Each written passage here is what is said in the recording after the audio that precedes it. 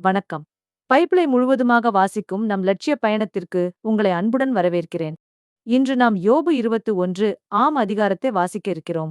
இதுவரை நாம் மொத்த பைபிளில் 38.35% வாசித்து முடித்துவிட்டோம். இன்னும் சில அதிகாரங்களை முடித்தால் நம் பயணம் வெற்றிகரமாகும். இன்றைய வாசிப்பின் மூலம் அந்த இலக்கை இன்னும் முன்னோக்கி நகர்த்துவோம். வாங்க தொடங்குவோம். நிகழ்வன எதிர்மாறா இருத்தல். அதற்கு யோபு கூறிய மறுமொழி: நான் கூறுவதை கவனமாய்க் கேளுங்கள், இதுவே நீங்கள் எனக்கு அளிக்கும் ஆறுதலாயிருக்கும். பொறுங்கள், என்னை பேசவிடுங்கள், நான் பேசிய பிறகு கேளி. என்னை பொறுத்தமட்டில் நான் முறையிடுவது மனிதரை எதிர்த்தா, இல்லையேல் நான் ஏன் பொறுமை இழக்கக்கூடாது? என்னை உற்றுப் பாருங்கள், பதறுங்கள், கையால் வாயில் அடித்துக் கொள்ளுங்கள்.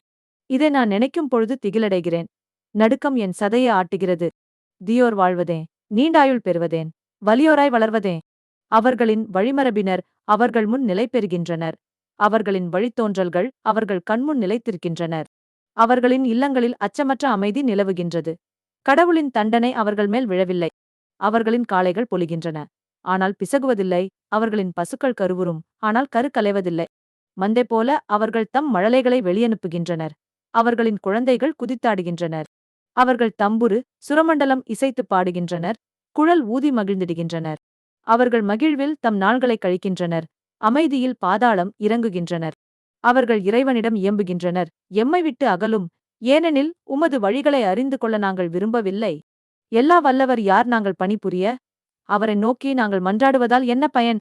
இதோ அவர்களின் வளமை அவர்களின் கையில் இல்லை. எனவே தீயோரின் ஆலோசனை எனக்கு தொலையிலிருப்பதாக. எத்தனை முறை தீயோரின் ஒளி அணைகின்றது. அழிவு அவர்கள் மேல் வருகின்றது. கடவுள் தம் சீற்றத்தில் வேதனையை பங்கிட்டு அளிக்கின்றார். அவர்கள் காற்றுக்கு முன் துரும்பு போன்றோர், சூறாவளி அடித்துப் போகும் பதர் போன்றோர். அவர்களின் தீங்கை கடவுள் அவர்களின் பிள்ளைகளுக்கா சேர்த்து வைக்கின்றார். அவர்களுக்கே அவர் திரும்பக் கொடுக்கின்றார். அவர்களும் அதை உணர்வர். அவர்களின் அழிவை அவர்களின் கண்களே காணட்டும். எல்லாம் வல்லவரின் வெஞ்சினத்தை அவர்கள் குடிக்கட்டும். அவருடைய நாள்கள் எண்ணப்பட்டபின் அவர்களது இல்லத்தில் அவர்கள் கொள்ளும் அக்கறை என்ன? இறைவனுக்கு அறிவை கற்பிப்போர் யார்? ஏனெனில் அவரே உயர்ந்தோரை தீர்ப்பிடுகின்றார். சிலர் வளமையோடும் வலிமையோடும் நிறைவோடும் முழு அமைதியோடும் சாகின்றனர். அவர்களின் தொடைகள் கொழுப்பேறி உள்ளன. அவர்களின் எலும்புகளின் சோறு உலரவில்லை. வேறு சிலர் கசந்த உள்ளத்துடன் இனிமையை சுவைக்காதவராய்ச் சாகின்றனர். புழுதியில் இருசாராரும் ஒன்றாய்த் துஞ்சுவர். புழுக்கள் அவர்களைப் போர்த்தி நிற்குமே. இதோ எண்ணங்களையும் எனக்கெதிராய்த் தீட்டும் திட்டங்களையும் நான் அறிவேன். ஏனெனில் நீங்கள் கூறுகின்றீர்கள்: கொடுங்கோலனின் இல்லம் எங்கே? குடியவன் குடியிருக்கும் கூடாரம் எங்கே? வழிப்போக்கர்களை நீங்கள் வினவவில்லையா? அவர்கள் அறிவித்ததை நீங்கள் கேட்கவில்லையா? தீயோர் அழிவின் நாளுக்கென விடர். வெஞ்சின நாளில் அவர்கள் விடுவிக்கப்படுவாரா?